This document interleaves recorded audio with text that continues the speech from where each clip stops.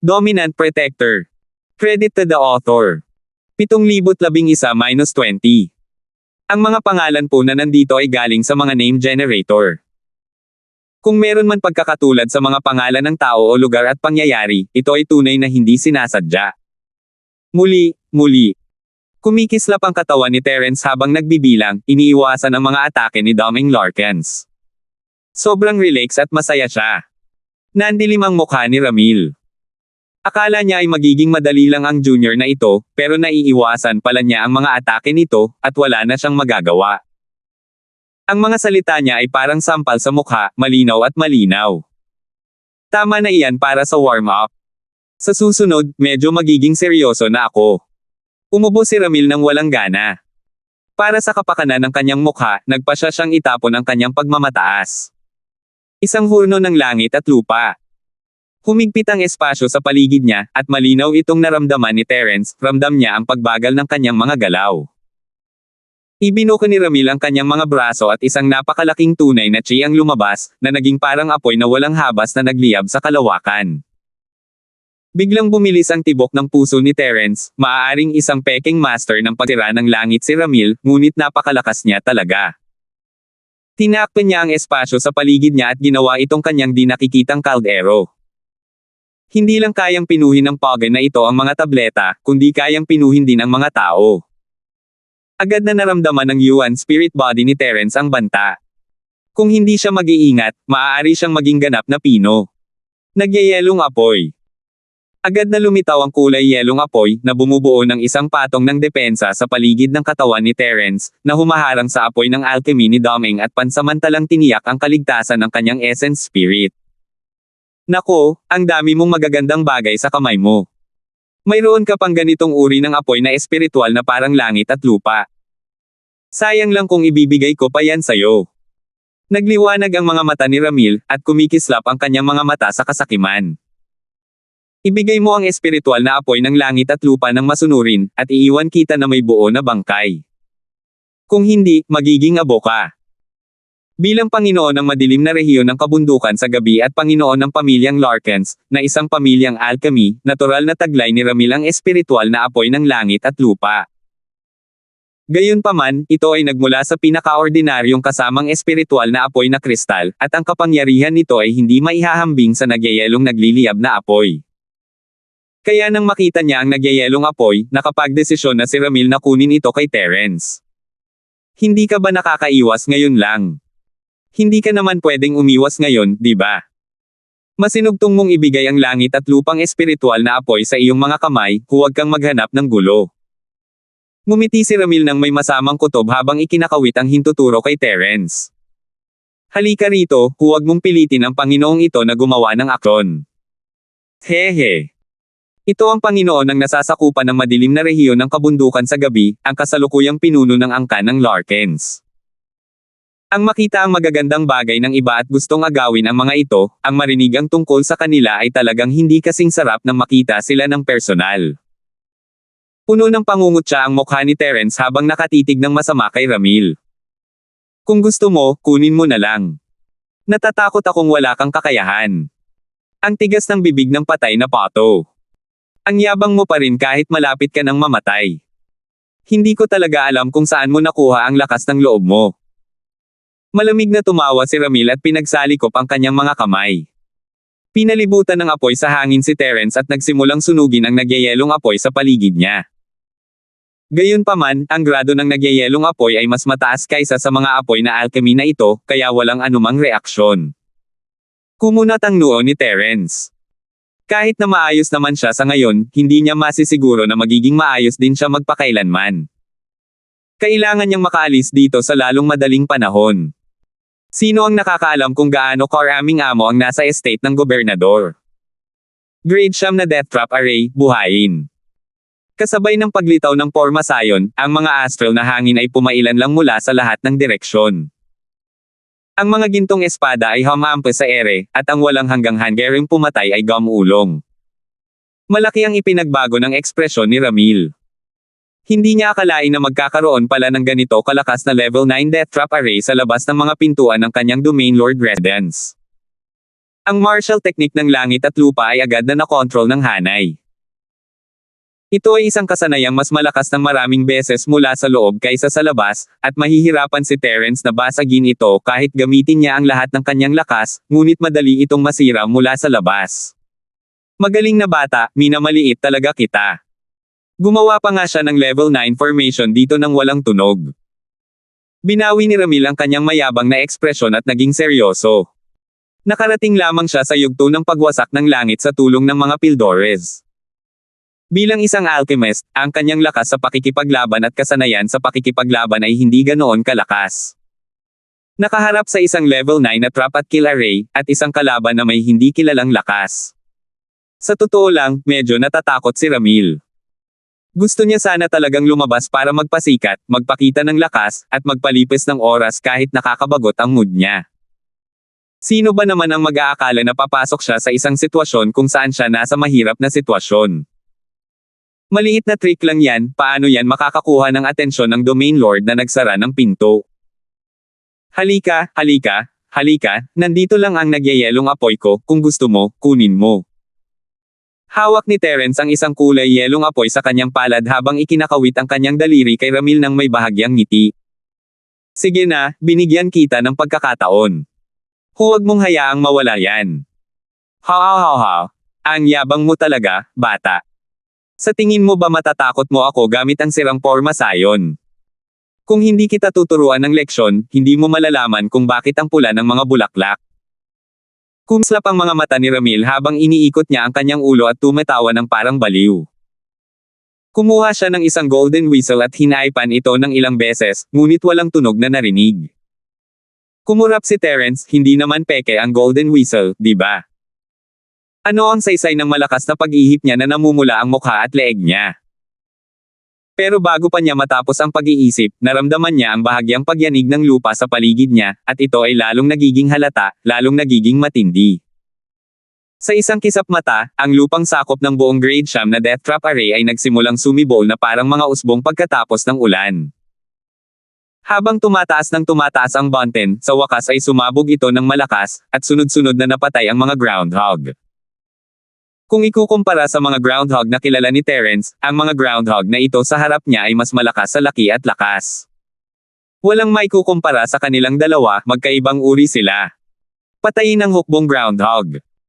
Paulit-ulit na binabanggit ng principal ng Morning Star Mystic Division ang tungkol sa hukbo ng Spirit Beast, na isa sa mga trump card ng Larkins clan. Hindi inakala ni Terence na makakaharap niya ang hukbong ito ng mga Spirit Beast ng ganito kaga, at sisirain nila ang kanyang level 9 trap at papatayin ang array pagkalabas nila. Para mapabilis ang porma sayon, pumili si Terence ng kombinasyong porma sayon, ngunit halata ang kahinaan. Hindi ito kasing lakas ng orihinal na patong-patong na porma sayon ng multo, at hindi rin ito kasing siksik. Hindi maintindihan ng hukbo ng mga mamamatay taong groundhog ang mga porma sayon, ngunit sapat na ang bilang ng mga ito, at lumitaw na ang mga ito mula sa lupa. Ano man ang mangyari, aksidente nilang sisirain ang mga koneksyon sa pagitan ng bawat mababang antas ng porma sayon. Kapag nasira na ang mga connection point, ang buong level 9 confinement killing array ay natural na babagsak at babalik sa maraming low-level array formations. Pagkatapos, madali silang masisira. Hahaha, nagbago na naman ang isip ng Panginoong ito. Para harapin ang isang junior na katulad mo na hindi alam ang lawak ng langit at lupa, napakababa ng aking katayuan para personal na kumilos. Sapat na para hayaan mong aliwin ka ng mga batang ito na pinalaki ng Panginoong ito. 7,012. Napanganga si Terence. Sa hukbo ng mga groundhog na pumapatay, bawat pagpatay ng groundhog ay kasing laki ng isang guya. Paano sila maituturing na maliliit na tao? Base sa kanilang mga pulang mata, malamig na pangil, at naglalaway na laway, para silang grupo ng mga asong galit na galit. Paano kaya makokontrol ni Ramil ang kanilang mga galaw? Mga bata, tere na. Magdadagdag ako ng pangulam para sa inyo ngayon. Ganito lang karami ang karne, kaya huwag ninyong sisihin ang iba kung hindi ninyo ito kayang kainin. Tumawa ng mayabang si Ramil, at sa isang pagkumpas ng kanyang braso, hindi mabilang na mga kill-kill groundhog ang sumugod kay Terence. Namanhid ang anit ni Terence. Sa sandaling iyon, naramdaman niya ang parehong panganib na naramdaman niya noong nakaharap niya ang mga daga na nilalamon ng araw sa inabandonang lupain.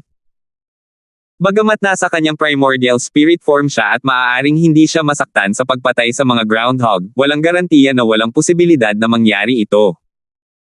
Naku, hindi mo pinahalagahan ang kabaitan ko noong kausap pa kita, pero huli na para pagsisihan mo pa. Malalaman mo rin ang ibig sabihin ng mamatay ng walang libingan. Nako, kung mayroon kang libingan, hihiwain ka sa libu-libong piraso ng giniling na karne at ililibing sa tiyan ng maliliit na ito. Tinukso ni Ramil si Terence, inilabas ang kanyang galit dahil sa kahihiyan. Kumusta? Bilasan mo at magmakaawa ka. Kung magmakaawa ka, maaari ko pa ring iwasang buo ang bangkay mo. Isara mo ang pinto at isara mo ang bibig mo. Mas mabuting pag-isipan mong magdagdag ng pagkain para sa mga nasasakupan mo. Hindi ko alam kung angkop bang lutuin gamit ang karne ng mga groundhog na pinatay mo. Umiwas si Terence sa gilid, iniwasan ang unang atake. Hindi niya nakalimutang gumanti, ngunit agad niyang nawala ng pagkakataong magpatuloy. Napagtanto ni Terence na ang mga ngipin ng mga mamamatay taong baboy na ito ay talagang magagaling. Nang makalapit ang mga pangil sa espiritu ng Yuan, parang saysabog ang balat ng espiritu ng Yuan. Kaya talaga nilang saktan ang mga sinaunang espiritu. Dahil sa realisasyong ito, hindi na naglakas loob si Terence na maging pabaya pa. Pinaandar niya ang kanyang thunder escape at patuloy na sumusulpot sa pagitan ng mga groundhog, na sabay-sabay na napatay ang 12 ng mga ito. Ang mga kakaibang nilalang na ito ay hindi mahina. Karamihan sa kanila ay nasa yugto ng pagbukas ng bundok, at ang ilan sa kanila ay nakarating na sa yugto ng paghahati ng lupa. Ang natitirang sangkatlo sa kanila ang pinakamahina, sa yugto ng Xuansheng. Para kay Terence ngayon, ang ganitong pakikipaglaban ay hindi gaanong kapakipakinabang, hanggat hindi siya makagat, kaya niyang pumatay ng isa o dalawa sa isang suntok lang. Hindi mahalaga ang bilang. Kaya naman, mabilis na nakahinga ng maluwag si Terence. Hindi niya kailangang gumamit ng anumang makapangyarihang kasanayan, at hanggat may sapat siyang oras, ang pagpatay sa hukbong groundhog ay hindi isang mahirap na gawain. Hindi mo naman siguro akalain na ganoon kalakas ang loob mo para madali mong matalo ang maliliit kong kasama, di ba? Ngumiti si Ramil ng may kakaibang ngiti habang walang pagmamadali, kung ang naunang pinatay na groundhog army ang dahilan, maaari ka pa ring umasa sa iyong lakas para manatiling walang talo. Sa kasamaang palad, ito ay isang bago at pinalakas na pinatay na groundhog army. Ikaw ang unang taong namatay sa bibig ng bagong hukbo. Napakaswerte mo talaga.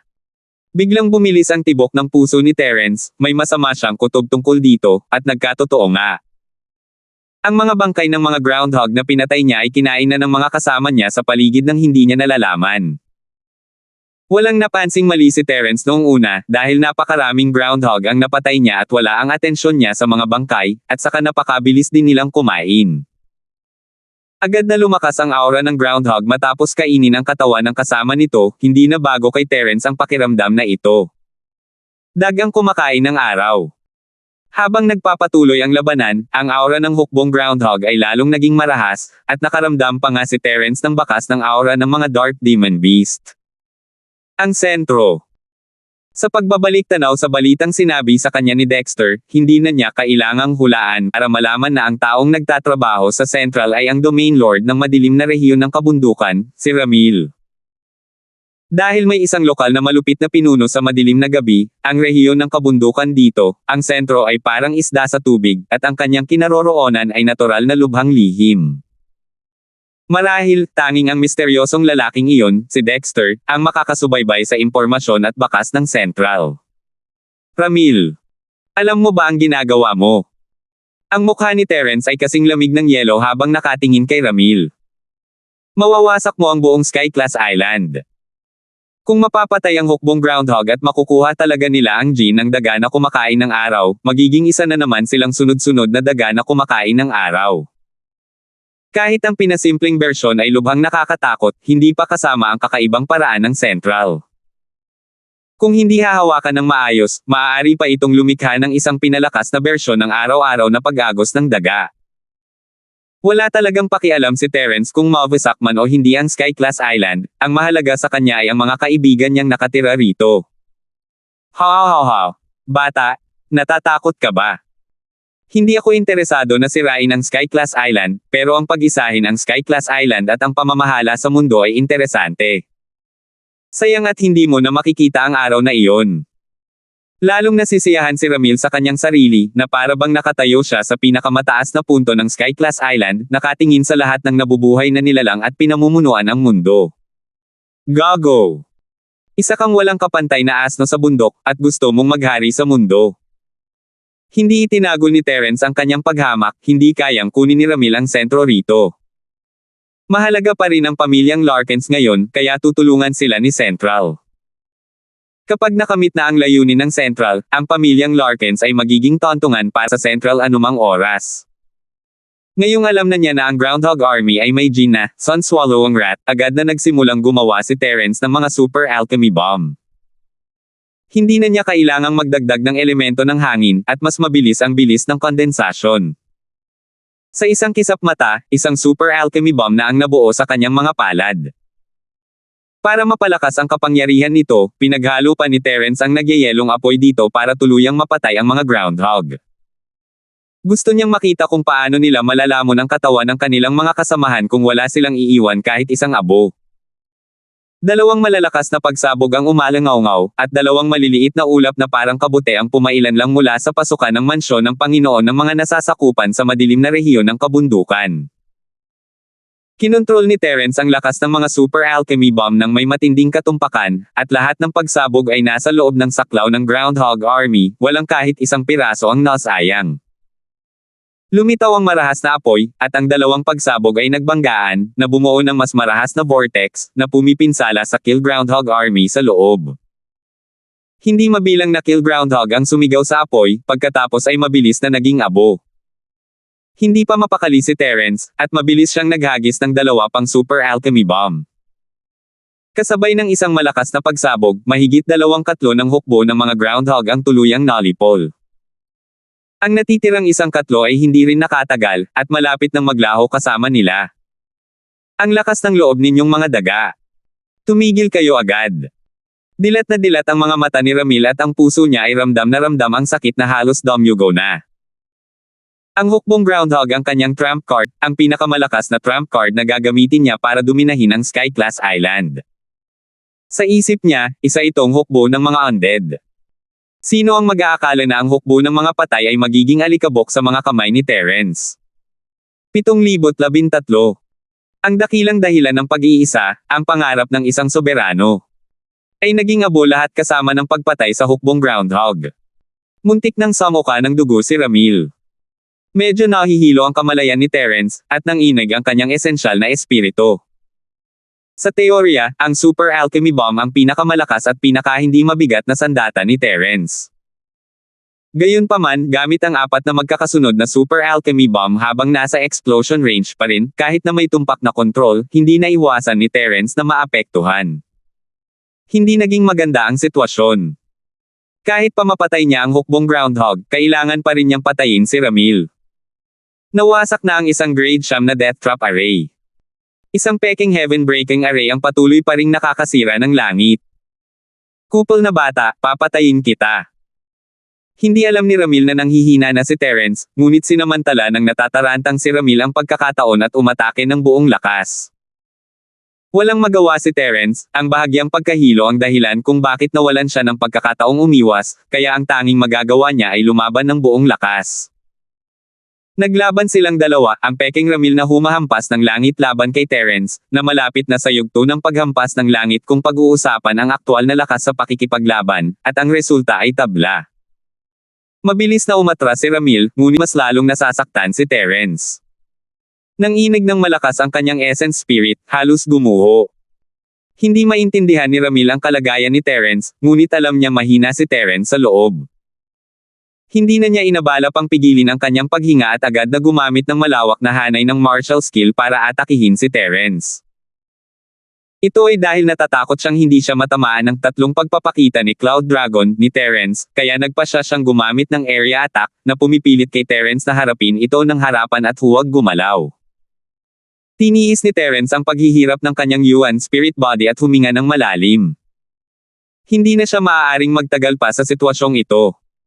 Ang magagawa na lamang niya ay lumaban gamit ang atake at tapusin ito ng mabilis.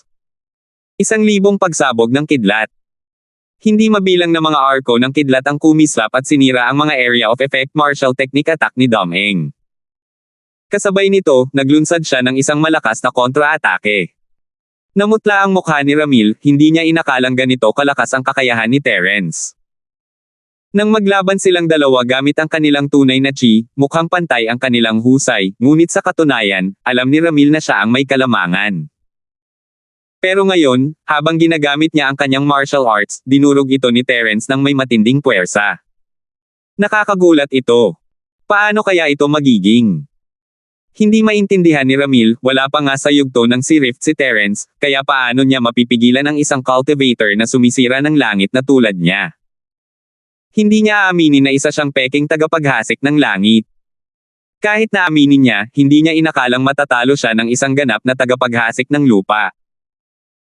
Alam ni Terence ang kanyang pinagdadaanan, nang sandaling ginamit niya ang libu-libong tama ng kidlat, mas lalong nanginig ang kanyang essence spirit body, at ang pakiramdam ng panghihina ay bumalot sa kanya na parang mga alon. Kung hindi dahil sa malakas na paghahangad ni Terence, malamang ay nawasak na siya ng paginahin niya ang pagsabog ng kidlat. Mabilis na ininom ni Terence ang 2 tableta sa kanyang bibig, at sumabog ang matinding sakit. Unti-unting gumaling ang kanyang yuan spirit mula sa panghihina, at ang sakit ay parang libu-libong karayom na tumutusok sa kanyang kaluluwa, pansamantalang nagpapatatag sa kanyang yuan spirit. Talagang lason ang iniinom nito para mapawi ang uhaw. Pumunta ka sa impyerno. Malalim at malakas ang boses ni Terence habang ang kanyang katawan ay sumusulpot sa likuran ni Ramil na parang multo, isang super alchemy bomb sa kanyang kamay ang nakatutok sa likuran ng kanyang puso. Kapag nataman, kahit ang isang tunay na eksperto sa paghahati ng langit ay malubhang masasaktan o mamamatay, lalo na ang isang peking tulad ni Ramil. Sa tamang oras, isang napakalakas na puwersa ang bumaba at inilayo si Ramil mula sa atake ni Terence. Paano mo nagawang atakihin, Junior, ang kasalukuyang pinuno ng angkan ng Larken sa harap ng ating gate? Ginagarantiya ng matandang amo na hindi lang ikaw ang mamamatay, kundi pati na rin ang lahat ng kamag-anak mo ay mamamatay ng walang libingan. Isang madilim na boses ang narinig sa tainga ni Terence, at kasabay nito, isang daluyong ng purong chi ang damaloy.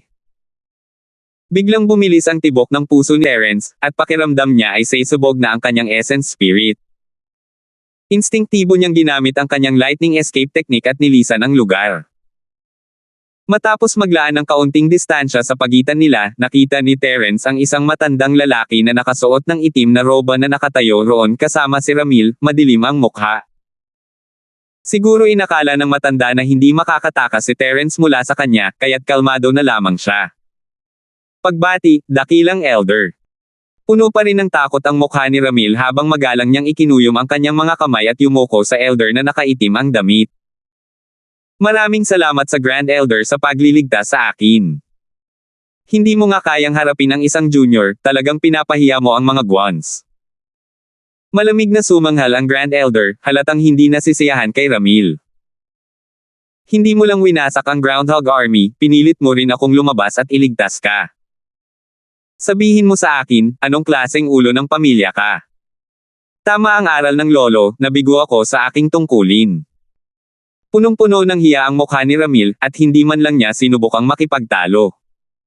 Kakaiba ang batang ito. Hindi siya dapat maliitin ng Grand Elder. Kumunat ang noo ni Terence, alerto ang puso. Ang aura ng bagong Grand Elder na ito ay mas malakas kaysa kay Ramil, nasa mid-heaven breaking realm siya kahit papaano. Kahit na ang Grand Elder ay isang refiner, ang kanyang mid-heaven breaking strength ay maihahambing sa isang normal na early heaven breaking strength. Hindi madaling gawain para kay Terence ang humarap sa dalawang amo ng sabay. Gaya ng inaasahan, ang pamilyang Larkens ay mayroong malalim na pundasyon para maitago ang isang napakalakas na puwersa. Hindi nakakapagtaka na kaya niyang supulan ang Morningstar Mystic Division School gamit ang kanyang katayuan bilang domain lord ng Mountain Region.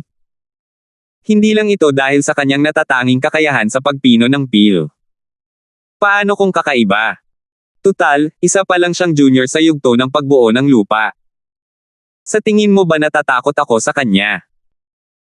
Malamig na tumawa ang Grand Elder at mayabang na tumingin kay Terence, "Bata, bibigyan kita ng pagkakataong wakasan ang sarili mong buhay. Kung ganoon, iiwan kita na may buo mong bangkay, at papayag din akong pakawalan ang mga ordinaryong kaibigan mo. Para naman sa mga taong pinakamalapit sa iyo, natural lang na ipapadala ko sila para makipag-ugnayan muli sa iyo. Matandang ibon, kalahati ng katawan mo ay nakabaon na sa lupa, pero nandito ka pa rin at humuhuni. Gusto mo bang pauwiin na kita at ilibing ng buo sa lupa?" Nanlamig ang mga mata ni Terence. Ayaw niya kapag pinagbabantaan siya ng mga tao gamit ang mga taong nakapaligid sa kanya.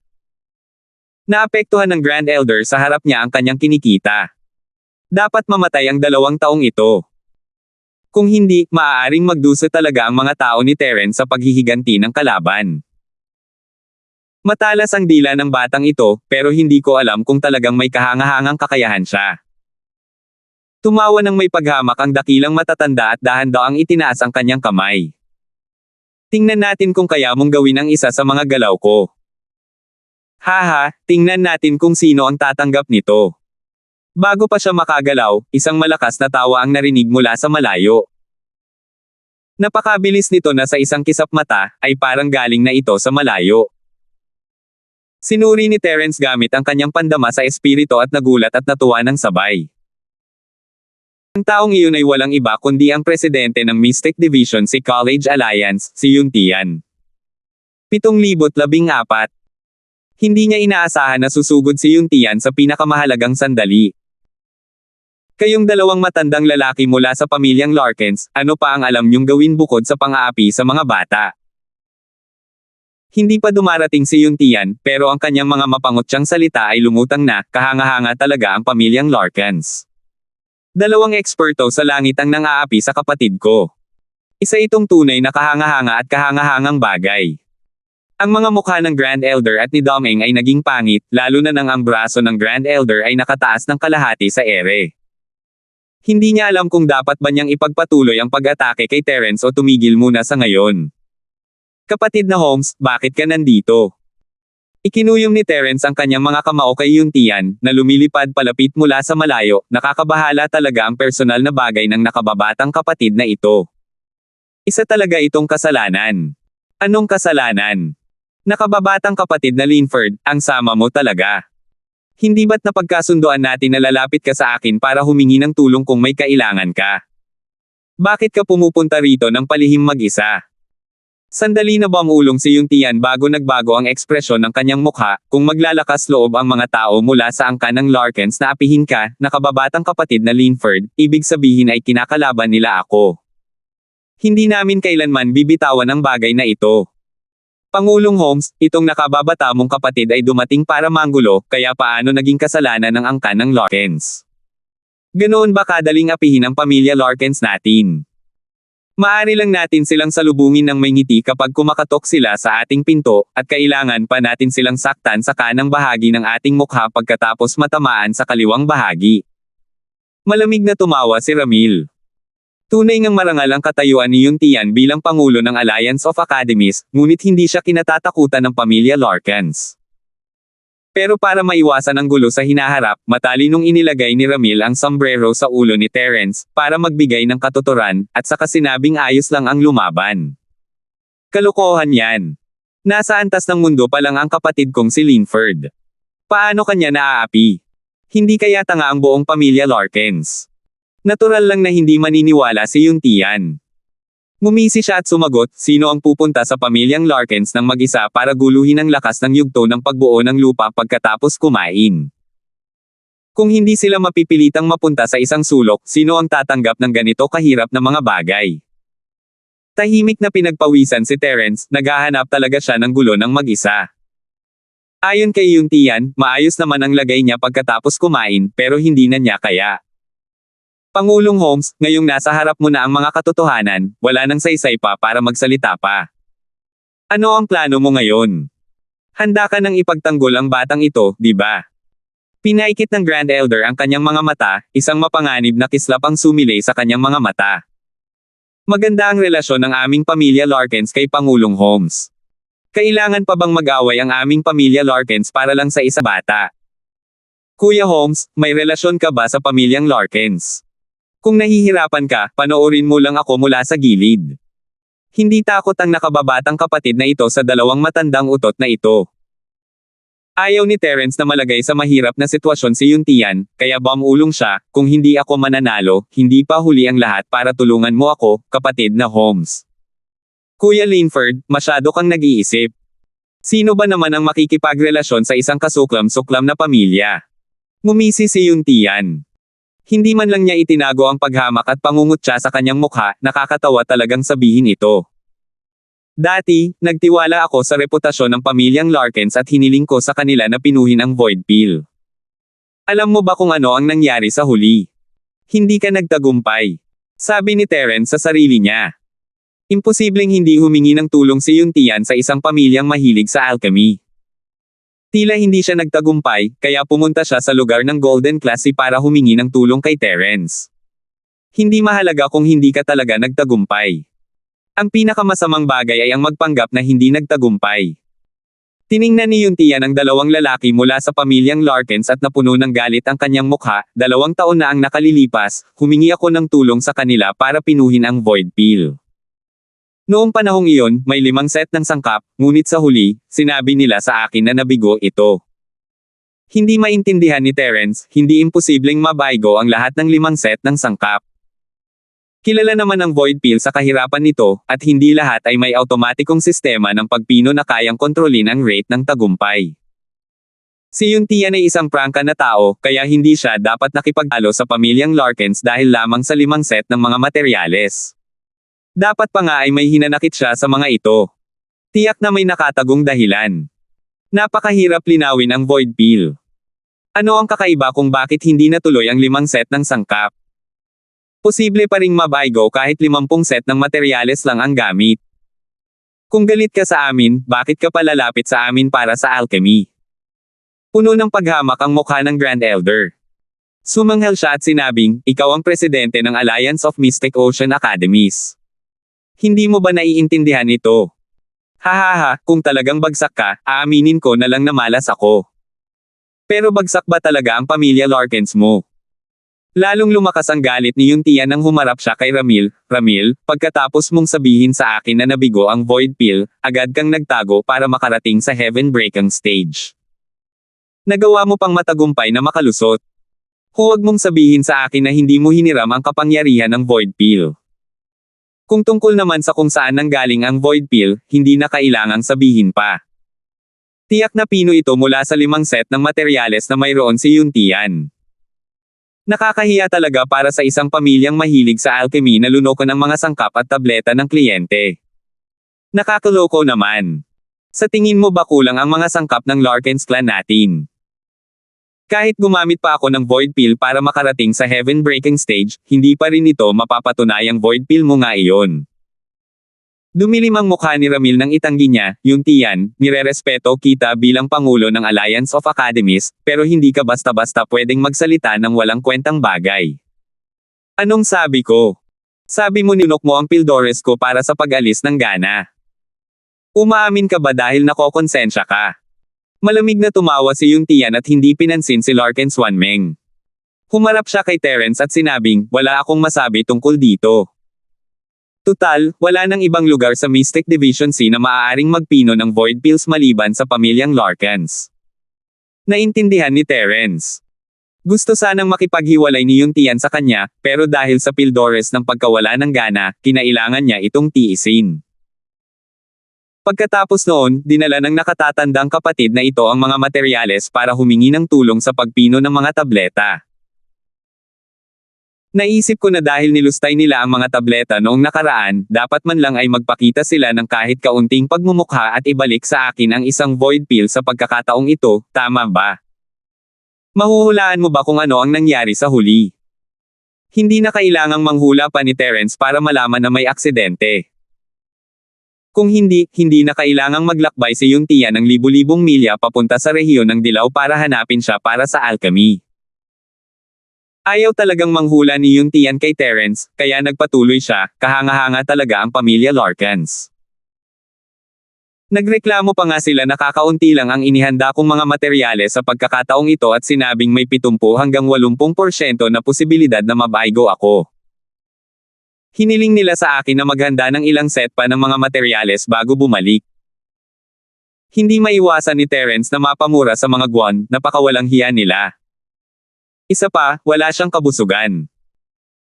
Ang kakayahang kontrolin ni Yung Tian ang sarili at hindi agad matamba ay maituturing ng isang napaka-edukado.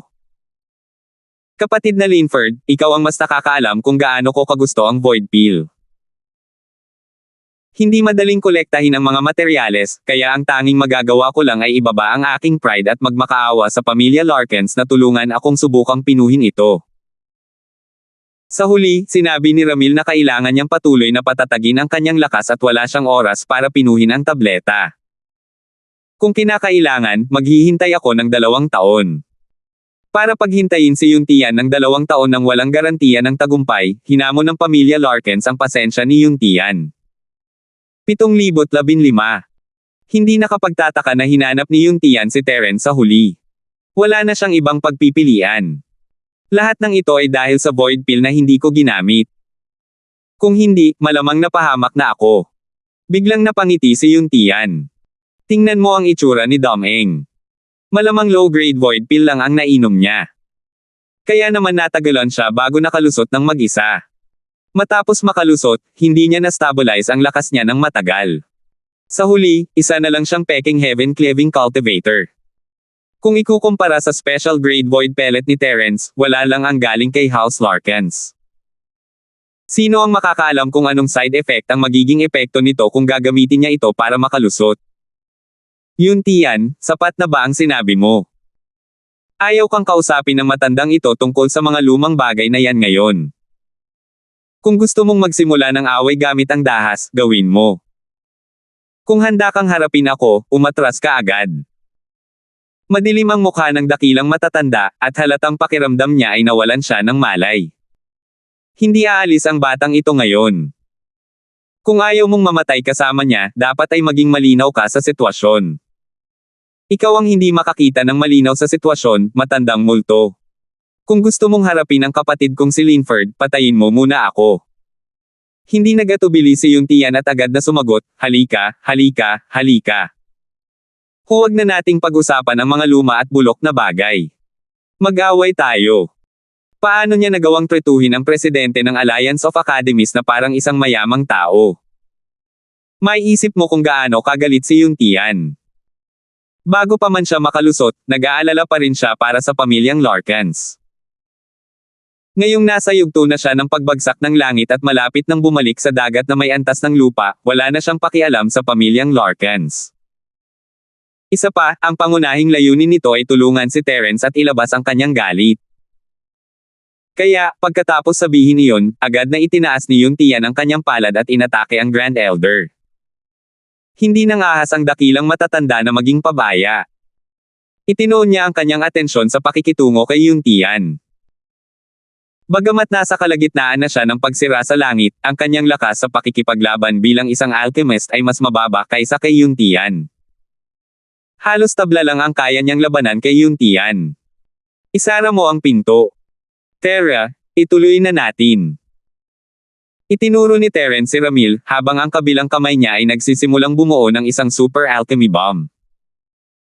Sa pagkakataong ito, titignan ko kung may sino man sa Larkin clan mo ang makakapagligtas sa iyo. Hindi na hinintay ang sagot ni Ramil, agad na pinaandar ni Terence ang Thousand Forest Transformation at hinati ang sarili sa daan-daang clones, pinalibutan si Ramil sa gitna. Namumutla ang mukha ni Ramil. Kung hindi dahil sa Grand Elder, malamang nasaktan na siya ni Terence. Ngayong lumitaw si Yung Tian para pigilan ang Grand Elder, natatarante na siya. Hindi sapat ang 100 clone sa isang battle formation para takutin si Ramil, pero sapat na ito para pigilan siya ng ilang sandali. Ginamit ni Terence ang pagkakataong ito para bumuo ng isa na namang Super Alchemy Fire Missile. Mabilis na labanan. Kung magtatagal pa ito, magiging napakabigat ng pasanin sa kanyang sinaunang espiritu. Pumunta ka sa impyerno, Ramil. Sigaw ni Terence habang inihagis ang super alchemy missile, lumitaw sa harap ni Ramil na parang bulalakaw na may mahabang bakas ng apoy. Nagulat si Ramil, nanigas ang kanyang balahibo nang maramdaman niya ang isang banta na nagbabanta sa buhay. Gayunpaman, masyadong mabilis ang super Pilfire missile, at imposibleng maiwasan ito. Ang tanging magagawa niya lang ay harangan ito gamit ang buong lakas niya. Isang marahas na tunay na chi ang sumabog. Pinag-cruise ni Ramil ang kanyang mga kamay at ibinuhos ang lahat ng kanyang tunay na chi sa kanyang mga palad, hinaranggan ang atake ng super Pilfire missile. Ang buong kapangyarihan ng yugto ng pagsira ng langit, kahit na ito ay isang peking pagsira ng langit, ay talagang hindi dapat maliitin. Sa bilang banda, ang Super Alchemy Fire Missile ni Terence ay nabuo lamang ng pabigla-bigla, hindi pa niya nararating ang kanyang limitasyon, kaya naman hinarang ni Ramil ang pagsabog. Napahinga ang puso ni Ramil, at ilang patak ng malamig na pawis ang lumitaw sa kanyang noo. Kung hindi niya haharanggan ang isang napakalakas na kasanayan sa pakikipaglaban, mamamatay talaga siya. Gayunpaman, sa sumunod na sandali, muling nabigla si Ramil, dahil nakaramdam siya ng isang nakamamatay na panganib mula sa likuran niya. Ginamit ni Terence ang mga Super Alchemy Fire Missile bilang pain para makuha ang atensyon ni Larkin Swanmeng, at pagkatapos ay lumitaw sa likuran niya na parang multo. Dahil sa dami ng mga clone na nakatikip sa kanya, hindi napansin ni Ramil ang mga galaw ni Terence. Ang Super Pilfire Bomb sa palad ni Terence ang tunay na nakakakilabot na galaw. Kung wala ang elementong hangin, natural na hindi maihahambing ang bilis ng pag-atake nito sa mga Super Pilfire Missile. Gayunpaman, mas mabilis ang bilis ng pag-charge nito. Bukod pa rito, ito ang una niyang pinaikli. Sa paglipas ng panahon, ang kapangyarihan nito ay dapat na higit pa sa Super Pilfire Missile na ginamit bilang pain. Maging ligtas ka sa paglalakbay. Hindi kita papaalisin. Malamig na ngumiti si Terence at bumulong sa tainga niya, mukhang walang makakapagligtas sa iyo sa pagkakataong ito. Bago pa niya matapos ang sasabihin niya, naitulak na ni Terence ang Super Alchemy Firebomb sa likod ni Dom-eng. Nakontrol ni Terence ang pagsabog ng napaka-eksaktong tumama ito sa katawan ni Ramil. Hindi kayang harangan ng kanyang mga panlaban ang Super Alchemy Bomb ni Terence.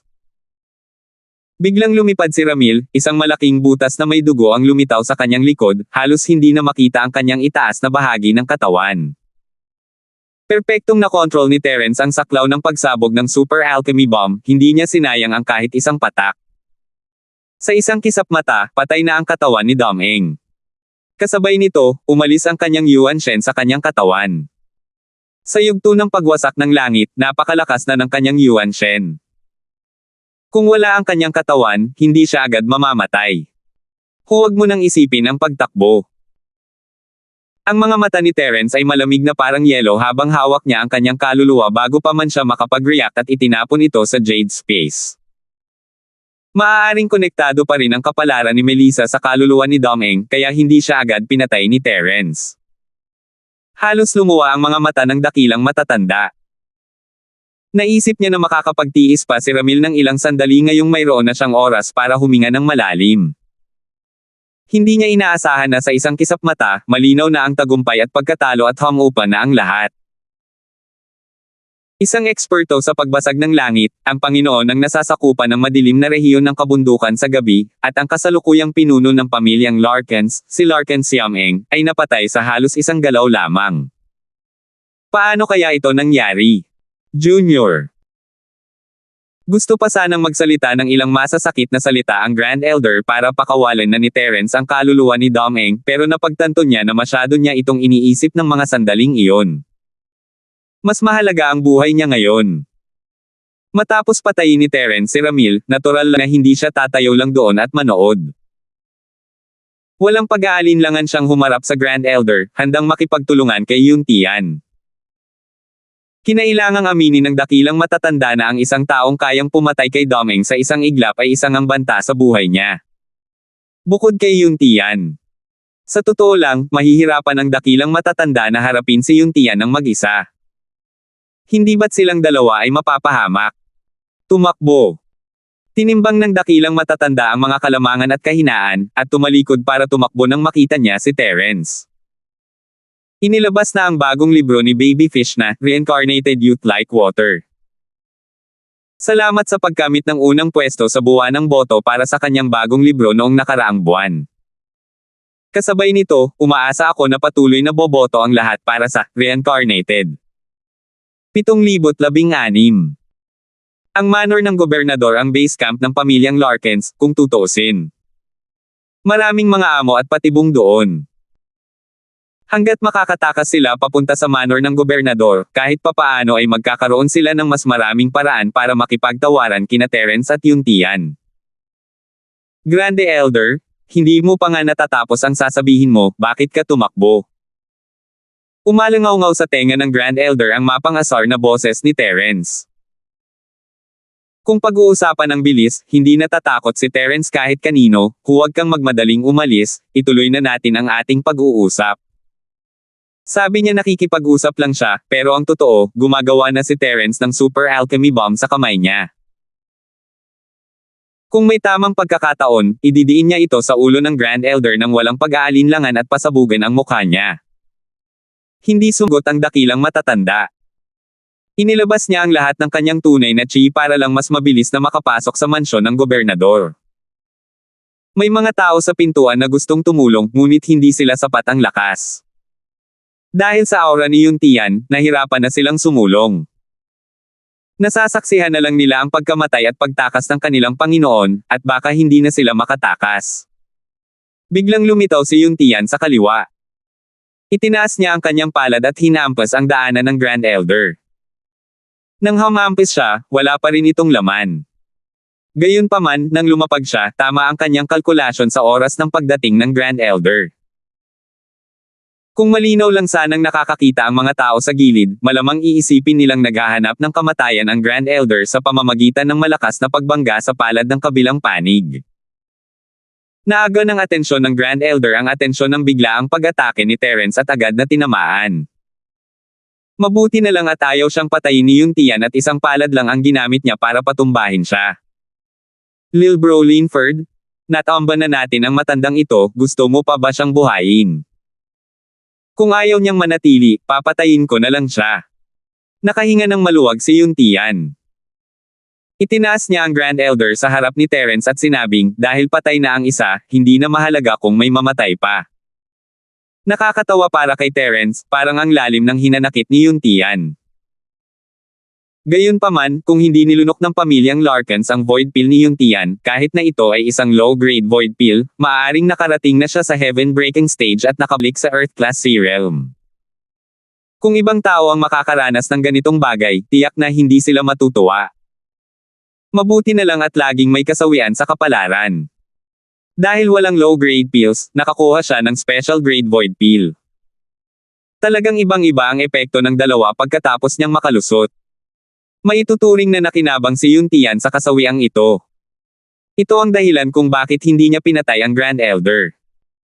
Kung hindi, matagal na niya itong napatay at sa kanya lipulin ang pamilyang Larkins. Si Kuya Huang pa rin ang pinakamagaling. Nagawa mong mapabagsak ang matandang ito ng napakadali. Huwag muna natin siyang patayin sa ngayon. May mga bagay pa tayong kailangan itanong sa kanya. Kinuha ni Terence ang Grand Elder at tinatakan muna ang kanyang chi bago ito sinampal ng ilang beses, na siyang nagpagising sa kanya. Grand Elder, may itatanong ako sa iyo. Kung sasagutin mo ako ng tapat, mabubuhay pa rin ang angkan ng Larkins. Kung hindi, alam mo na ang mangyayari. Namula ang mukha ng dakilang matatanda. Pagkagising niya, tiningnan niya sina Terence at Yuntian ng may puot, mabubuti kayo. Inaamin kong talo ako ngayon. Kung mayroon kayong itatanong, magtanong lang kayo. Alam ng matanda na kailangan niyang yumuko kapag nasa ilalim siya ng bubong ni Terence, kaya diretso niyang sinagot ang tanong ni Terence. Hindi naman masama, hindi naman masama. Ayos lang naman ang ugali mo. Kung ganoon, hindi na ako magpapaligoy-ligoy pa at didiretso na lang sa punto. Nagbago ang mukha ni Terence, at seryosong nagtanong, 2 taon na ang nakalilipas, may isang babaeng nagngangalang Melissa sa mga bagong estudyante ng Morning Star Mystic Division. Kayo ang nagdala sa kanya pabalik. Sabihin mo sa akin, nasaan siya ngayon? Natigilan sandali ang Grand Elder, pagkatapos ay mapait na ngumiti. Kaya nandito ka para kay Melissa. Hindi ko alam kung Melissa ang pangalan niya o hindi, pero totoo iyon. Tuwang-tuwa si Terence, basta't may balita siya tungkol kay Melissa. Si Ramil ang nag-aral sa Morning Star Mystic Class Practitioners College, hindi ako, kaya wala akong masyadong alam. Tinatanong mo ako kung nasaan si Melissa, at magiging tapat ako sa iyo, hindi ko talaga alam. Matapos huminto sandali ang dakilang matatanda, umiling siya ng walang magawa. Hindi kami na maliit na matandang Panginoon na ito, pero wala talaga akong alam tungkol sa bagay na ito. Nasaan ang lalaking nakasuot ng kulay abong sombrerong kawayan na dala ni Ramil? Hindi sumuko si Terence. Sinasabing gusto ng lalaking may kulay abong sombrero na kunin si Melissa bilang disipulo niya. Kung mahahanap natin siya, mahahanap din natin si Melissa, di ba? Sa totoo lang, kung nasa kamay niya ang kaluluwa ni Chumeng, mas tumpak kung makukuha ang impormasyon ng direkta kay Ramil. Ngunit ang kanyang essence spirit ay nasa isang estado ng kaguluhan, at hindi siya nang ahas na sumugal gamit ang mga pamamaraan ng paghahanap ng kaluluwa. Iyon ang mga barahan ni Trump na kinailangan niyang gamitin sa huling sandali. Hindi ko talaga alam. Ganun din kung magtatanong ka ulit. Ang dakilang matatanda ay umaarte na parang isang patay na baboy na hindi takot sa kumukulong tubig, at sinabi niya ito ng may pananalig. Walang magawa si Terence tungkol dito, o maaari mo akong tanungin muli. Kung mayroon kang ibang mga bagay na interesado ka, tulad ng alchemy, tiyak na sasabihin sa iyo ng matandang Panginoon na ito ang lahat ng alam ko. Natawa si Terence sa sarili, kailangan ba talaga niyang sabihin sa kanya ang tungkol sa pagpipino? Ang amo ng batang Panginoong ito ay isang Diyos ng alchemy. Sino ka ba sa akala mo? Kalimutan mo na yan, dahil wala kang alam tungkol kay Melissa, sabihin mo nga sa akin ang tungkol sa lalaking nakaabong sombrero. Ano ang relasyon mo sa kanya? Gustong kumpirmahin ni Terence kung ito nga ba ang taong kilala niya. Sino ang nakipag-ugnayan sa lalaking may kulay abong sombrerong kawayan? Magkano ang natanggap ninyo mula sa kanya? Magka-partner lang kami sa negosyo. Hindi ko siya ganoon kalapit, kaya wala akong masyadong alam tungkol sa kanya. Kadalasan, si Ramil ang kumokontak sa kanya, at ang ibinibigay niya sa amin ay sasabihin na sana sa kanila ng dakilang matatanda ang tungkol sa mga benepisyong natamo niya nang biglang lumitaw sa harap nila ang kulay abong sombrerong kawayan. Nabalitaan kong hinahanap mo ako. Sabihin mo na ang gusto mong sabihin. Ang lalaking nakasuot ng kulay abong sombrero ay tumayo sa harap ni Terence at ngumiti, bago iyon, pwede mo bang palayain ang Grand Elder? Tutal, minsan naman tayong magkaibigan na magkasamang lumaban, di ba? Tama, ang songgit ko. Noong nasa abandonadong lupain pa, ginamit ni Terence ang kapangyarihan ng sombrero, ngunit ang sombrero ang mas nakinabang dito. Ang gin ng daga na kumakain ng araw na nasa kamay ni Central ay malamang na nakolekta ng lalaking may kulay abong sombrerong kawayan noong panahong iyon. Ikaw yan. May koneksyon talaga sa'yo ang pamilya Larkins. At nakipag-date ka na sa kanya 2 taon na ang nakalilipas. Malayo talaga ang nararating ng plano mo. Ngumisi si Terence habang nakatingin sa kulay abong sombrero, hindi mo kailangang subukang lumapit sa akin. Magkaaway tayo, hindi magkaibigan. Dahil wala tayong pagkakaibigan, natural lang na walang mukha sa pagitan natin. Habang nagsasalita siya, ang dakilang matatanda na nasa kamay ni Terence ay nanginig at natigilan sa paghinga. Palihim na nagpadala si Terence ng isang 5 elementong killing intent at conscious attack na tuluyang sumire sa life force ng Grand Elder. 7,017. Ngayong alam na nila na ang taong nasa likod ng mga eksena ang sentro, wala nang halaga ang mga Larkins. Alang-alang sa Morning Star Mystic Division, o para kay Minerva Holmes, hindi na maaaring mabuhay pa ang mga Larkins. Bahagyang nanginig ang katawan ng lalaking nakasuot ng kulay abong sombrero at sinabi niya sa mapang asar na tono, Terence, wala ka talagang balak na magpakita sa akin. Nasabi ko na magkaaway tayo at hindi magkaibigan. Sa pinakamatagal, minsan na tayong nagtulungan. Bakit mo iniisip na malaki ang magiging mukha mo? Kailangan ko pa bang bigyan ka ng mukha? Isa pa, kahit na malaki ang mukha mo, hindi sulit na pabayaan ko ang pamilya Larkins. Bahagyang ngumiti si Terence at nagkibit balikat. Huwag mo akong gamitin para takutin. Alam mo ang kahihinatnan nito. Matagal nang may relasyon sina Central at Terence, at alam na alam nila ang personalidad ni Terence, mababaliw siya kapag may nangaakit sa mga tao niya. Kaya, bago pa sila sigurado na kaya nilang patayin si Terence, hindi kailanman makikialam si Central sa mga tao sa paligid niya. Bakit nila kinuha si Melissa? Syempre hindi ko siya gagamitin para takutin ka. Tutal, kasosyo naman tayo sa negosyo. Kahit hindi mo ako pagbigyan pa rin kita. Tumawa ng malakas ang lalaking nakaabong sombrero, na para bang wala na siyang pakialam sa pagkamatay ng dakilang matatanda. Ikaw ang kumuha kay Melissa, di ba? Nasaan siya ngayon? Ayaw mag-aksaya ng oras ni Terence sa lalaki at dumiretso na lang sa punto, huwag mong sabihing hindi mo alam. Melissa. Hindi ko talaga alam. Nagkibit balikat ang lalaking nakasuot ng kulay abong sombrerong kawayan at walang pakialam na sinabi, alam kong si Melissa ang babae mo, paano ko siya makukuha? Nagkamali ka ba? Huwag mo akong paglaruan, kayo ni Ramil ang pumunta sa Morning Star Mystic Division at kinuha si Melissa. Gusto mo na bang itanggi ito ngayon? Tinitigan ni Terence ang lalaking nakasuot ng abuhing sombrero, gagawin niya ang lahat para kay Melissa, kahit na ang ibig sabihin nito ay makipag-away kay Central. Maaari ka bang manggahas na gawin iyon ngunit ayaw mong aminin? O may ginawa ba kayong masama para saktan si Melissa? Terence, sigurado ka bang ako ang pupunta sa Morning Star Mystic Division School? Anong ebidensya ang meron ka? Sa tingin mo ba ay nararapat lang na magsalita ka lang ng walang kwentang bagay? Tumawa ng ilang beses ang lalaking may kulay abong sombrero, ngunit ayaw pa rin niyang aminin. Siguro dapat mong tanungin si Ramil o ang Grand Elder, dapat ay mas alam nila.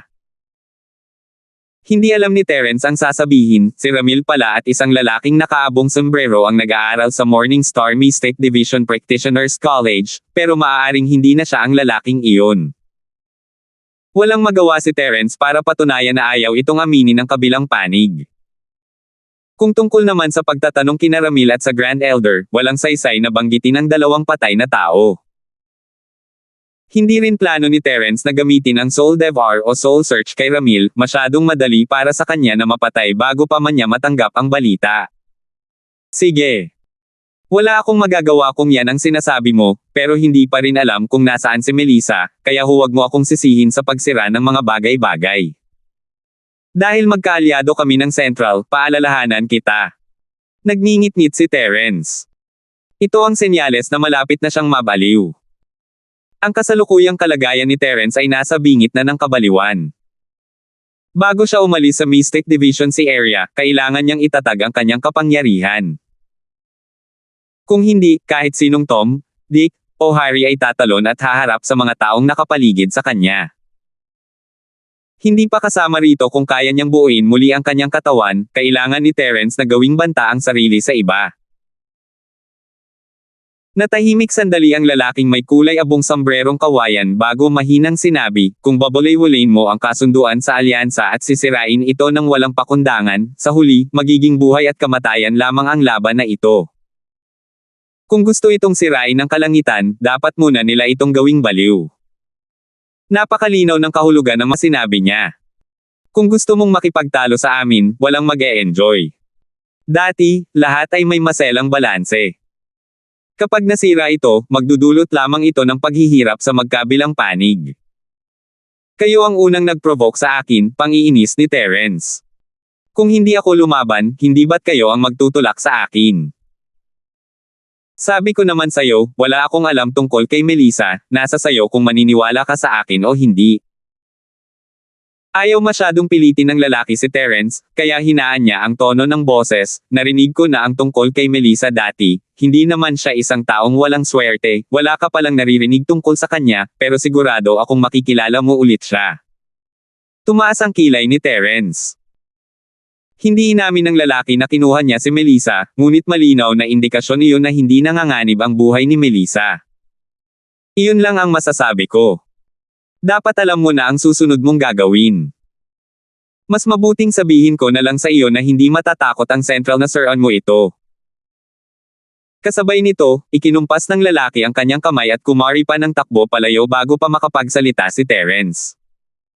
Lil Bro Linford, bakit hindi mo nalang pabagsakin ang mayabang na lalaking ito? Sa lakas nating dalawa, hindi magiging mahirap siyang pabagsakin. Hindi napigilan ni Yuntia na magmungkahi sa mahinang boses, ano ang gusto mong malaman? Tuturuan natin siya ng leksyon pagdating ng panahon. Sino ang nakakaalam, baka sabihin niya sa atin ang lahat. Kalimutan mo na yan. Hindi madaling pakisamahan ang taong yan. Isa pa, kaunting pagbabago lang ay makakaapekto sa buong sitwasyon. Hayaan mo na muna siya. Bahagyang umiling si Terence. Kung magtutulungan sila ni Yuntian, hindi magiging mahirap tanggalin ang kulay abong sambrerong kawayan, pero wala itong maitutulong sa kanila. Kahit papaano, maaalerto nila ang kalaban. Ang lihim na himpilan ng Central ay nasa madilim na rehiyon ng kabundukan sa gabi. Kahit na ang lalaking nakasuot ng abuhing sombrero ay hindi ang namamahala sa himpilang ito, isa pa rin siya sa mga nakatataas. Ang masasayang miyembro ng Valley ay nasa base na ito, at malamang na naroon din si Melissa. Kaya nagpipigil si Terence, magkakasundo sila ng lalaki kapag nahanap na nila ang base, kung sakaling ma-alerto niya ang kalaban. Magiging abala kung gagalaw ang base. Mabuti. Hindi mahalaga kung palayain natin siya, harapin muna natin ang pamilya Larkins. Bahagyang tumango si Yuntian at lumingon upang tingnan ang tirahan ng Panginoon sa rehiyon ng may malamig na tingin, kapatid na Linford, ano ang palagay mo tungkol sa pag-alis sa pamilyang Larkins? Ang dalawang pinakamakapangyarihang cultivator ng pamilyang Larkins, ang Heaven-breaking Realm, ay napatay sa maikling panahon. Bagamat mayroon pa ring ilang eksperto sa Sea-breaking Realm sa mga matataas na miyembro ng pamilyang Larkins, lahat sila ay nasa simula at gitnang yugto ng Sea-breaking Realm. Wala ni isa sa kanila ang nasa itaas ng gitnang yugto. Wala man lang pakialam si Terence sa mga alchemist na sumisira sa dagat na gumagamit ng mga elixir para mag-level up. Kahit hindi puwersahang mag-level up, tiwala siyang kaya niyang patayin ang mga cultivator na sumisira sa dagat na ito. Mabuti naman. Kung puputulin mo ang damo at hindi aalisin ang mga ugat, tatubo itong muli kapag umihip ang simoy ng hangin sa tagsibol. Para maiwasan ang anumang gulo sa hinaharap, hindi masamang ideya na lipulin ang pamilya Larkins. May ngiti sa labi si Terence, ngunit ang kanyang mga salita ay napaka-brutal. Ilan sa mga nakatataas sa pamilyang Larkins sa gate ay gulat na gulat at galit, ngunit ang kanilang mga mata ay puno ng takot. Maaari kayang ang isang pamilya ng alchemy na naipasa sa loob ng libu-libong taon ay talagang masisira ngayon. Sa harap ng dalawang makapangyarihang nilalang na nakakabasag ng langit, wala nang kakayahang lumaban ang pamilyang Larkins. Ang kanilang katayuan ay higit na dakila, at karamihan sa kanilang mga nagawa ay nasa larangan ng alchemy. Pangulong Holmes, ikaw ang pangulo ng Alliance of Academies. Hindi ka ba natatakot na mapintasan ng mga tao sa mundo dahil sa pagpatay sa isang buong pamilya? Isang lalaking nasa katanghaliang gulang na nakaberde ang pumihil sa sarili na maging alerto at sinubukang makipagtalo kay Yuntian. Sinusubukan niyang gamitin ang kanyang pagkakakilanlan bilang miyembro ng Alliance of Academies para pigilan si Yuntian. 7,018. Kung may sama ng loob, may sama ng loob talaga. Nasaktan kami ng kapatid ko ng pamilya Larkins. Karapat-dapat silang mamatay. Ano pa ang masasabi mo? Tumawa si Yuntian ng mayabang at ikinumpas ang kanyang kamay ng walang pag-aala, isang simpleng pamilya ng mga alchemist, sa tingin mo ba ay kaya mong malampasan ang maraming puwersa sa mistiko na dagat? Ang Morning Star Mystic Division sa ilalim ng Alliance of Academies ay inapi ng pamilyang Larkins. Nararapat lang na ako ang manindigan para sa iyo, sino ang makakapagsabi tungkol dyan? Hindi nakapagsalita ang lalaking nakaasol na damit. Una ay nagdulot ng personal na sama ng loob si Yuntian, kasunod ang galit ng publiko. Ito ay kapwa publiko at pribado. Ano man ang sabihin niya, mali ang pamilya Larkins. Nararapat lamang na sila ay sirain. Yuntian, kung gusto mo talaga kaming pilitin ng sobra, lalabanan ka ng aming angkan ng Larkins hanggang kamatayan. Huwag mong isipin na kung wala ang patriarka at ang dakilang nakatatanda, hindi kami makakalaban. Isang matandang babae na may kulay pilak na buhok sa tabi niya ang sumigaw, ang pamana ng isang pamilyang alchemy ay hindi basta-basta mahuhulaan. Ang mga eksperto na nakatanggap ng biyaya ng ating pamilyang Larkins ay nasa buong mundo. Gusto mo bang maging kaaway ng mundo? Mamamatay ka na at gusto mo pa rin akong takutin. Maaari bang katawinin ng pamilya Larkins ang buong mundo? Nakakatawa talaga. Sumulyap si Yuntian sa matandang babae nang may paghamak at sinabing may pangungutya, kahit na kaya mong katawinin ang mundo, hindi mo pa rin ito kayang katawinin sa mahiwagang dagat ng paghahati. Sino ang mangangahas na maging kaaway ko? Pag-demeanor. Casual na nagsalita si Yuntian, ngunit ang kumpiyansa at kapangyarihan sa kanyang mga salita ay naging dahilan upang imposibleng pagdudahan ni Newman ang pagiging tunay ng kanyang mga salita. Ito ang katotohanan. Sa rehiyon ng dagat na may uring mastiko, maaaring may mga taong mas malakas kaysa kay Yuntian, ngunit dahil sa kanyang pinagmulan sa rehiyon ng dagat na may uring lupa, walang sino man ang magkakaroon ng oras para saktan si Yuntian. Tanging isang hanggal na pamilya tulad ng pamilyang Larkins ang tatretuhan si Yuntian na parang isang anak mayaman. Gusto pa nilang gawin ang parehong bagay matapos siyang lokohin noon. Talagang nakakapanghina ng loob. Pangulong Holmes. Sabihin mo lang sa akin, paano ko mapapaalis ang pamilya Larkins? Kahit ano paman, malaki ang naitulong ng bahay Larkins sa lugar ng mastiko at mahiwagang klase sa dagat, di ba? Pinahinto ng lalaking nasa katanghaliang gulang na nakaasul na damit ang matandang babaeng may kulay pilak na buhok. Hindi ngayon ang tamang panahon para maging matigas ang ulo. Kapag oras na para ibaba ang kanyang paninindigan at aminin ang pagkatalo, hindi siya dapat mag-atubiling. Sa totoo lang, walang malalim na puot sa pagitan natin. Isa lamang itong hindi pagkakaunawaan. Hindi pagkakaintindihan. Wala akong nakikitang hindi pagkakaintindihan. Malamig na ngumiti si Terence habang nakatingin sa mga tao mula sa bahay ni Larkins. Una, kinuha ninyo ang kasintahan ko, si Melissa, at ngayon ay pinipilit ninyo ang isa ko pang kasintahan, si Minerva, na pakasalan ang Trevor na iyon. Ngayon ay sinasabi ninyo sa akin na hindi ito pagkakaunawaan. Kagagawan lang ito ni Ramil at ng anak niya, hindi nila kayang katawinin ang buong pamilya Larkins. Mabilis na ngumiti ang lalaki at yumuko kay Terence bago naging seryoso. Mga kasama, hulihin ninyo si Trevor at dalhin siya rito kaagad. Humingi kayo ng tawad kay Pangulong Huang at sa batang Panginoon na si Linford at humingi kayo ng parusa. Tapos na si Ramil. Paano maihahambing ang isang simpleng Trevor sa buong pamilya Larkins? Kaya, nakapagdesisyon na ang lalaking nakaasol na damit, isasakripisyo niya ang gago na iyon para kay Terence. Sino ang nagutos sa kanya na wala nang mas magandang gawin, at makaakit ng ganito kalaking kaaway? Siyempre, kailangan niyang panagutan ang sarili niyang mga ginawa. Oo. May sumagot ng malakas mula sa mga tarangkahan ng ari-arian ni Terence bago itinulak palabas ang isang binata na mapatla ang mukha. Matagal nang nandito si Trevor. Nakita niya ang labanan ngayon lang. Gayunpaman, nang makita niyang hindi maganda ang sitwasyon, gusto niyang tumakas ng palihim. Hindi niya inaasahan na magiging ganito kalala ang sitwasyon. Bago pa siya makatakas, itinapon siya bilang isang sisi. Hindi angkop na tawagin siyang scapegoat dahil siya ang may kagagawa ng bagay na ito, kaya dapat sabihin na karapat-dapat lang sa kanya ito. Ikaw si Trevor Larkin.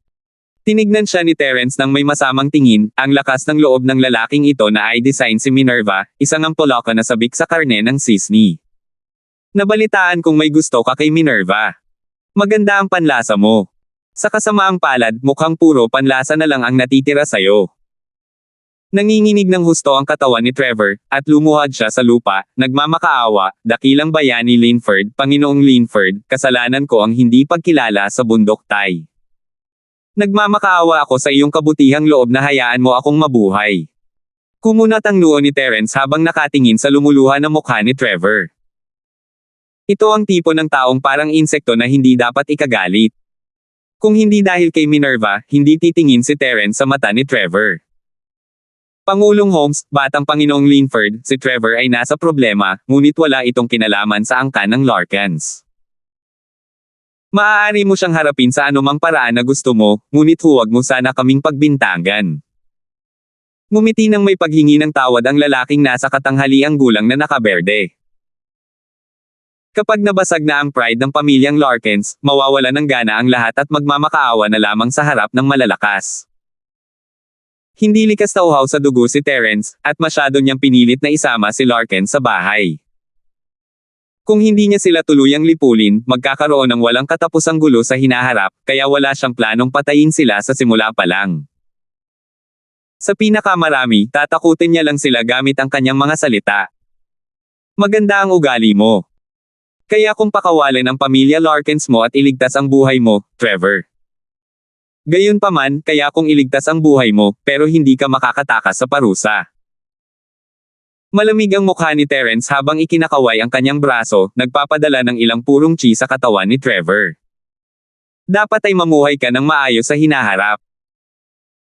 Nanginig ng husto ang katawan ni Trevor, at napasigaw siya ng nakakapangilabot habang nanghihina siyang bumagsak sa lupa, gumagapang na parang isang higanteng bulate. Hindi kinukunan ng purong chi ni Terence ang kanyang buhay, ngunit pinigilan nito ang kanyang energy center, mga meridian, at mga paa at kamay. Mula ngayon, si Trevor ay isa na lamang walang kwentang tao na walang lakas. Bagamat nakaligtas siya, mahirap sabihin kung mas mabuti na ba ito kaysa sa mamatay. Marahil ay naramdaman na ni Trevor na mas mabuti pang mamatay na lang siya. Alagaan mong mabuti si Trevor. Huwag mo siyang hayaang mamatay. Kabalang araw, bigla akong magising at pumunta para tingnan kung kumusta na siya. Malamig ang mga mata ni Terence habang nakatingin kay Trevor, na nakahiga pa rin sa lupa. Hindi siya tumigil sa pagtingin sa lalaking nasa katanghaliang gulang tungkol naman sa pamilyang Larkins ninyo, mula ngayon, maaari na kayong maging panatag at patuloy na maging isang pamilyang alchemy. Ito ang pansin sa pag-aaral ng alchemy at hayaan ang iba na ang bahala sa iba. Oo, oo, oo. Tama si Young Master Linford. Dapat mag-focus ang pamilya Larkins natin sa pagpino ng mga gamot. Naunawaan ito ng palihim ng lalaking nakaasul na damit at mabilis na yumuko at sinabi sa lubos na pakikipagtulungan, mula ngayon, ang pamilya Larkins ay aalis na sa aming posisyon bilang Domain Lord ng madilim na rehiyon ng kabundukan. Lilipat kami mula sa tirahan ng Domain Lord sa loob ng ilang araw. Nais kong hilingin kina Pangulong Huang at Batang Panginoong Linford na magtalaga ng isang bagong Domain Lord. Gagawin ko ang aking makakaya upang makumplito ang paglilipat. Tumango si Terence, nasiyahan. Napakababa nga ng posisyon ni House Larkins, at napakataktika nila. Ayaw niya silang sirain noong una pa lang, at kahit na ginawa niya iyon, mas madali sana itong harapin ngayon.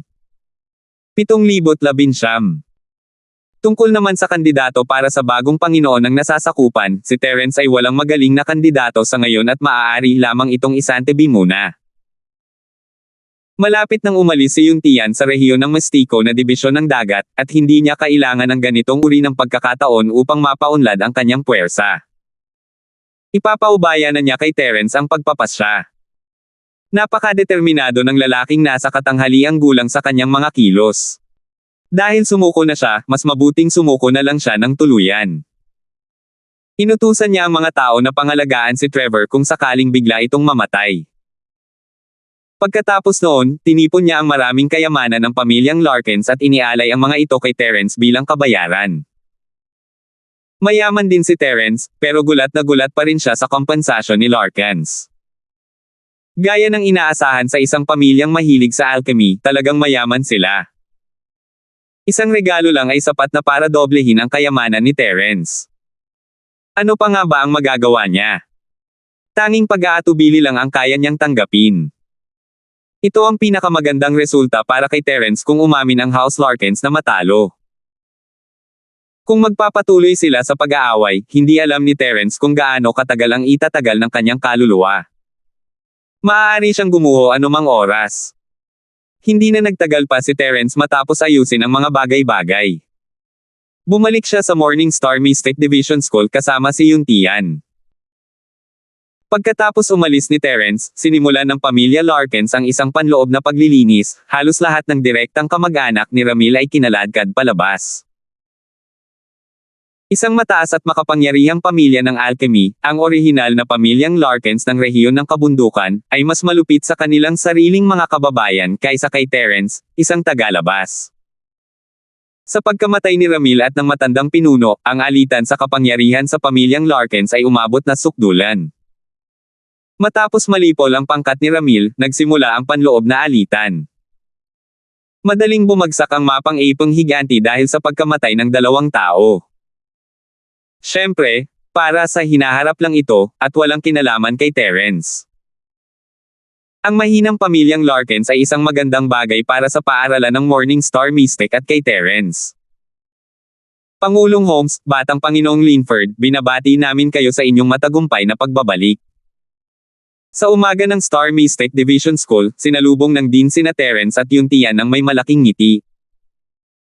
Magalang ang kanyang ipinakita, hanggang sa punto ng pagiging mapagkumbaba, nakahanda na ang handaan.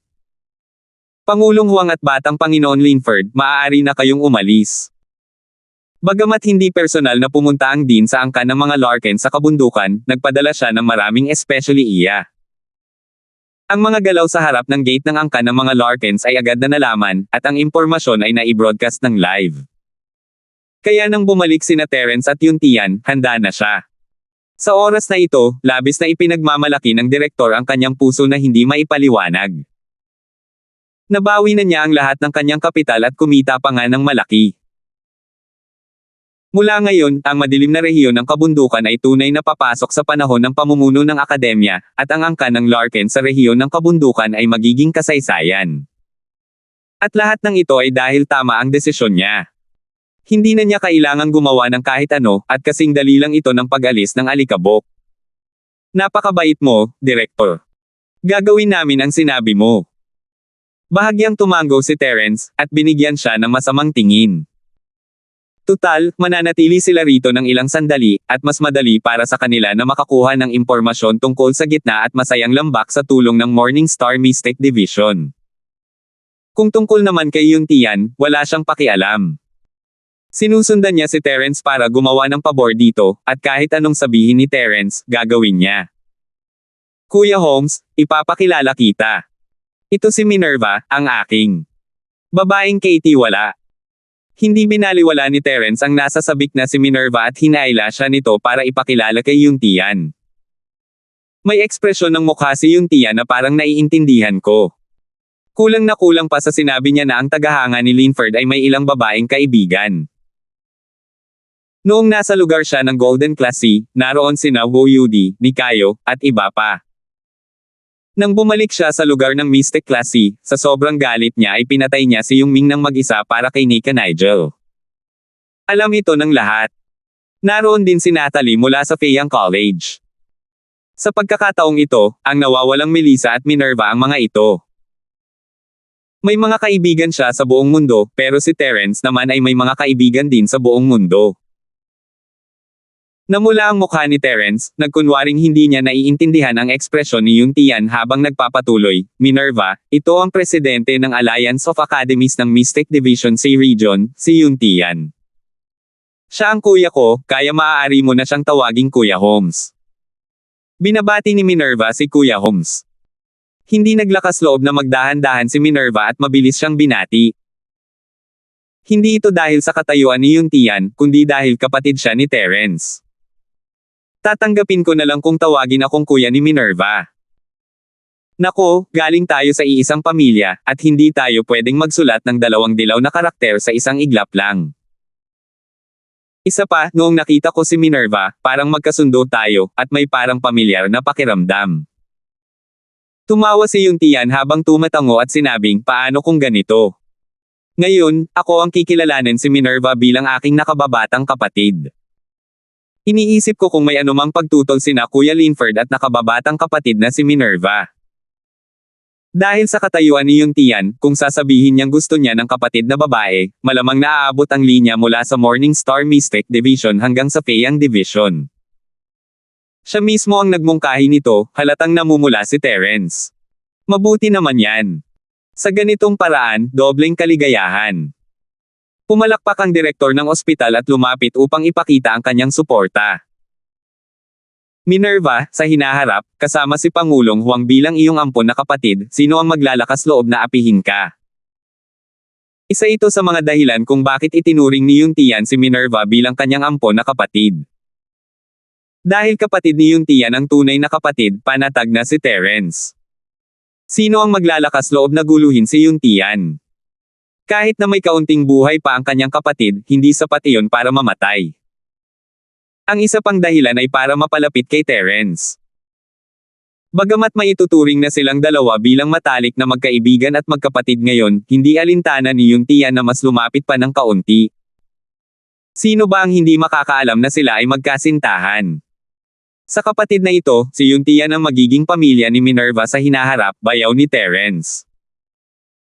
Kapag nasa problema ang bayaw niya, makakatanggi pa rin kaya ang bayaw niya. Tuwang-tuwa si Yuntian sa kanyang sarili. Pakiramdam niya ay matalino talaga siya. Ang pagkilala sa kanyang ampon na kapatid ay tunay ngang isang mahusay na gawain. Siyempre, naramdaman din niya na si Huang Minerva ay talagang isang taong gusto niya. Kung ito ay isang taong hindi niya gusto, ang marangal na Pangulong Huang ay magiging mapanghamak din. Mabuti naman at handang kilalanin ni Kuya Huang si Minerva bilang nakababatang kapatid niya. Minerva, ano sa tingin mo?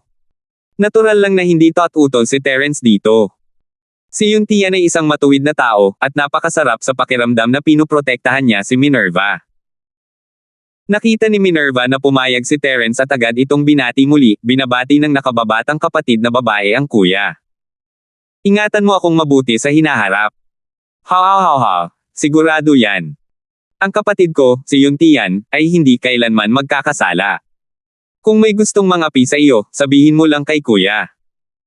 Ipagtatanggol ka ni kuya. Tumawa ng malakas si Yuntian, mukhang walang inaalala. Pagkatapos ay tumingin siya kay Terence ng may mas malalim na kahulugan, sang-ayon ka ba, Lil Bro Linford? Hindi alam ni Terence kung tatawa o iiyak.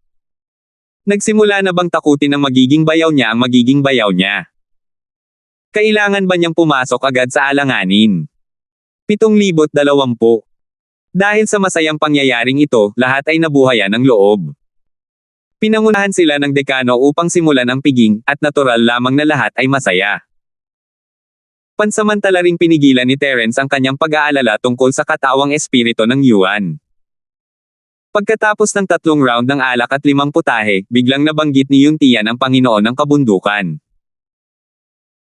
Kapatid na Linford, ang pamilya Larkins ay umatras na mula sa tanggapan ng Panginoon ng teritoryo, ngunit ang madilim na rehiyon ng kabundukan ay nangangailangan pa rin ng isang Panginoon ng teritoryo.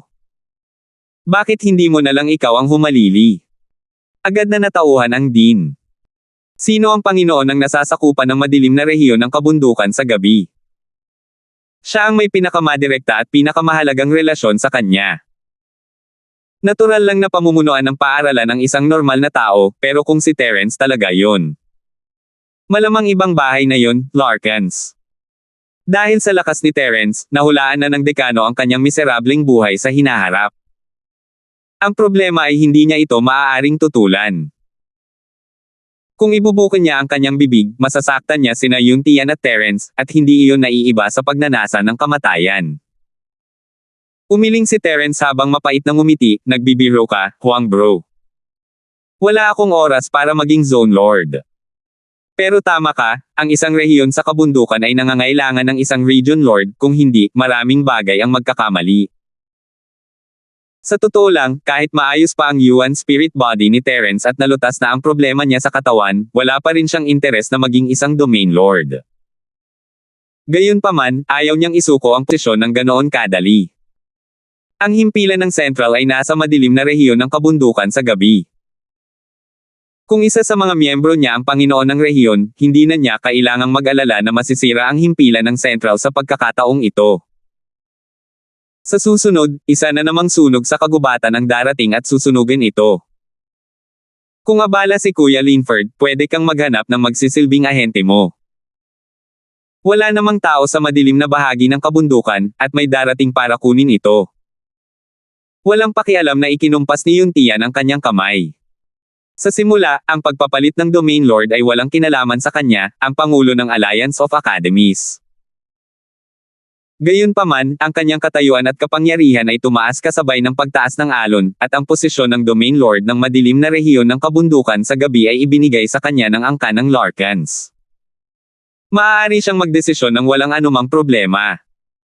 Dahil ganoon nga, hindi magiging magalang ang nakababatang kapatid na ito.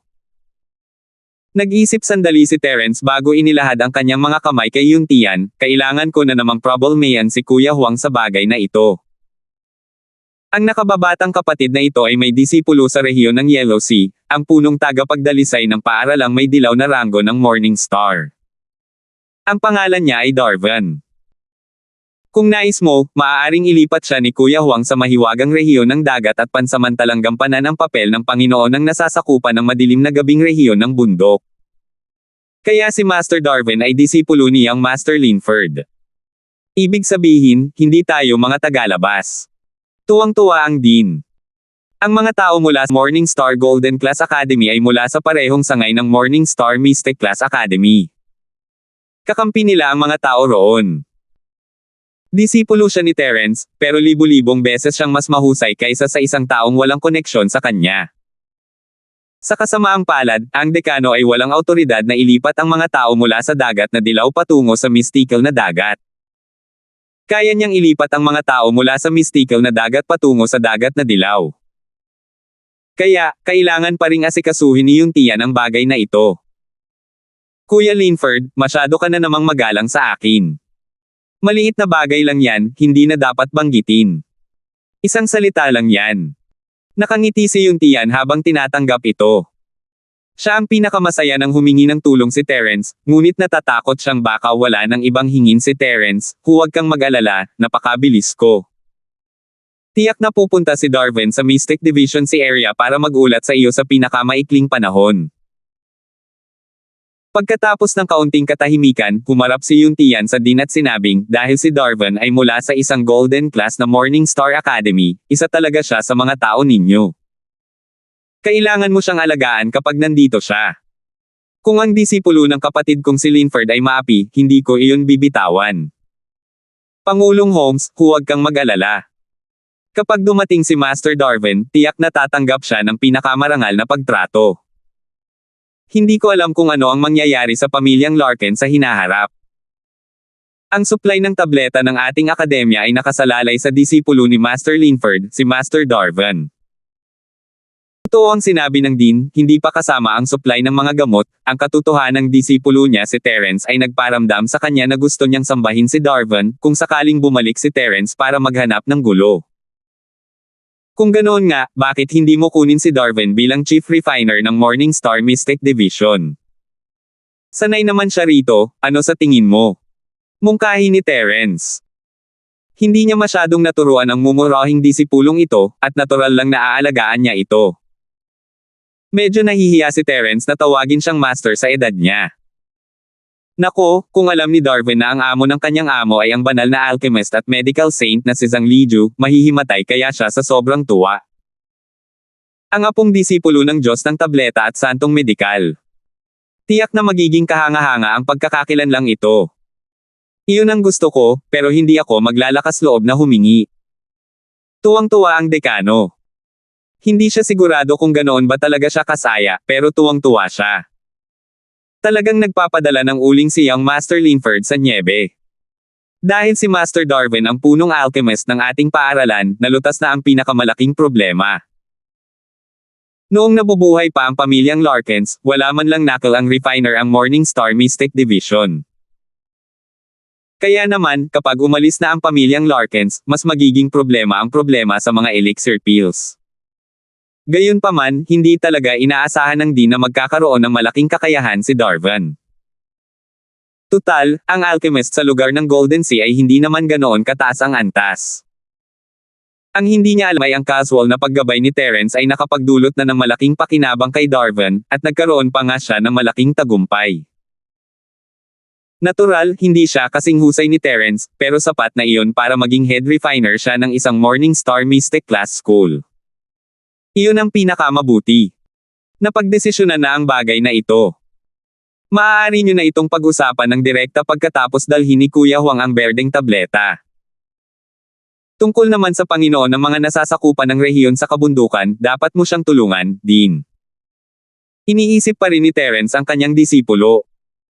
Gamit ang kakayahan ni Darwin, maaaring makakuha siya ng pwesto sa isang paaralan ng Morningstar Mystic Division, ngunit ang kanyang sariling lakas ay hindi naiiba sa basura. Hindi niya magagawang takutin ang mga tao mula sa manor ng gobernador. Magiging iba ang sitwasyon kung susuportahan sila ng Morningstar Mystic Division School. Sa hinaharap, ang Domain Lord's Palace at ang paaralan ay tunay na magtutulungan, na magiging kapaki-pakinabang sa katatagan ng buong bundok. Pagkatapos pag-usapan ang tungkol sa Lord's Manor, ang sumunod na nangyari ay ang ilang hindi mahalagang usapan. Pagkatapos ng piging, sinamahan ni Yuntian sina Terence at Minerva pabalik. Kuya Linford, hindi ko naman siguro gustong magtanong ngayon, pero ikaw, ako, at ang nakababata kong kapatid na babae na lang ang nandito. Sabihin mo ng tapat sa kuya mo, paano mo balak harapin yung lalaking may kulay abong sombrerong kawayan kanina? Sa totoo lang, matagal nang gustong itanong ito ni Yuntian. Tutal, malabo at hindi malinaw ang aura ng lalaking may kulay abong sombrerong kawayan. Pero sigurado siyang eksperto ang kabilang panig. Maaaring hindi kayang talunin ni Terence nang mag-isa ang kalaban. Kung makapaghahanda siya ng maaga, mas magkakaroon siya ng kumpiyansa sa pagharap dito. Salamat po at sinamahan ninyo ako, ingat lagi mga master.